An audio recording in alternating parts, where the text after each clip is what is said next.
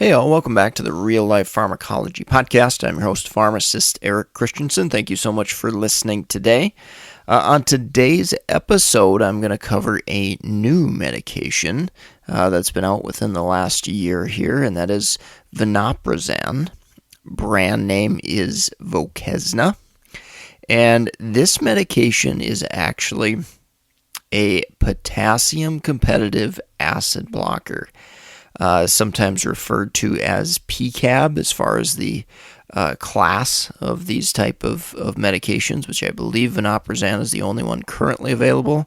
There may be more in the pipeline potentially being researched.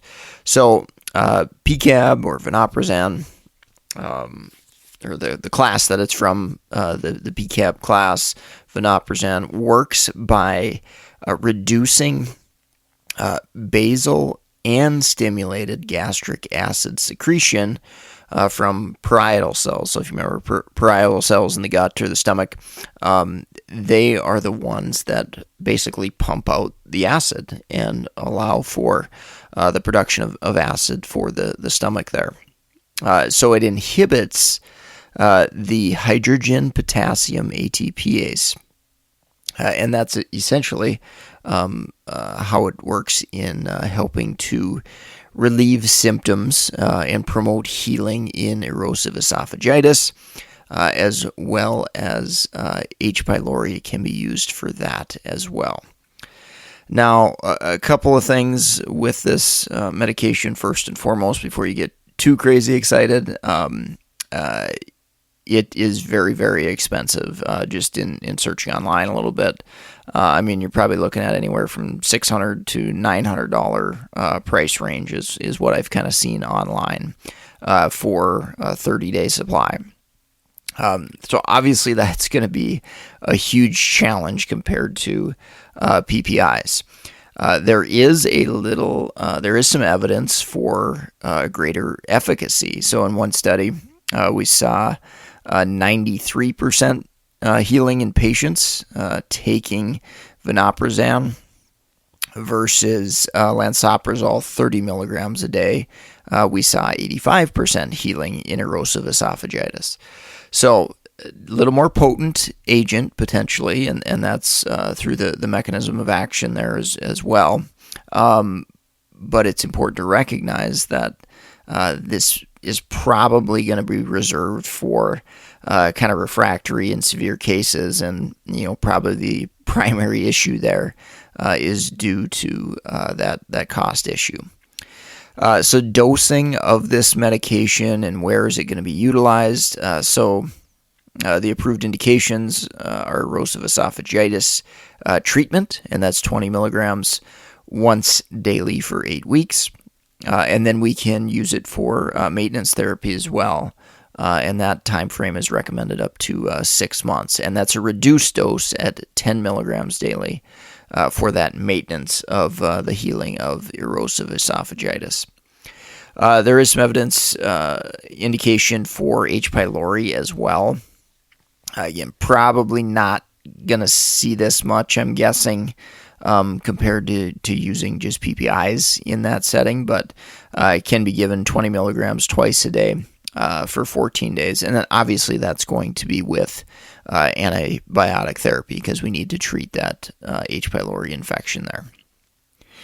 All right, so let's talk a little bit about adverse drug reactions. So we've got a lot of similar risks with Vonoprazan that you're going to see with PPIs. So C. diff risk has been associated with this medication, similar to PPIs with that fracture risk, particularly with long-term use greater than a year. Now, hopefully with the indications it's approved for and that type of thing, hopefully we won't be using this medication for longer periods of time. But I think it's important to note that. Low magnesium has definitely been reported. Low B12 levels, if a patient is taking it chronically, can occur as well. So all those are definitely good things that may come up on board exams, which, as always, a reminder, go check out meded101.com/store if you're looking for pharmacist board information and education, NAPLEX, BCPS, so on and so forth. So go support the sponsor there, meded101.com/store. In addition to some of those kind of hallmark adverse drug reactions, Stevens-Johnson syndrome and dermatologic reactions have been reported, and there have been rare instances of nephritis reported as well with vonoprazan.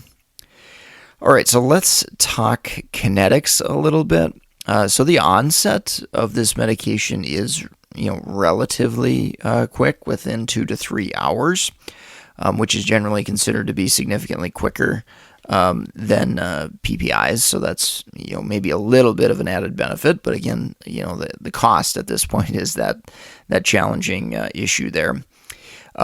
In addition to the cost, probably the other biggest downside is there are some significant drug interactions with this medication. So it's got some interplay with CYP3A4, CYP2C19, and I'm going to talk about that, of course, a little bit in the drug interaction section further there. It is somewhat excreted in the urine. So in patients with an GFR of less than 30 mils per minute, it's recommended to drop the 20 milligram dosing down to 10 milligram dosing once a day. So again, in renal and hepatic impairment, the AUC and the drug concentrations can go up for sure. So definitely an important thing to think about there. And then as far as monitoring parameters, nothing that you're probably going to do, too standard. One exception might be magnesium, particularly if patients are displaying signs and symptoms of low magnesium, or maybe they're at higher risk of low magnesium on a loop diuretic, for example. Maybe a little bit more urgency there to check that.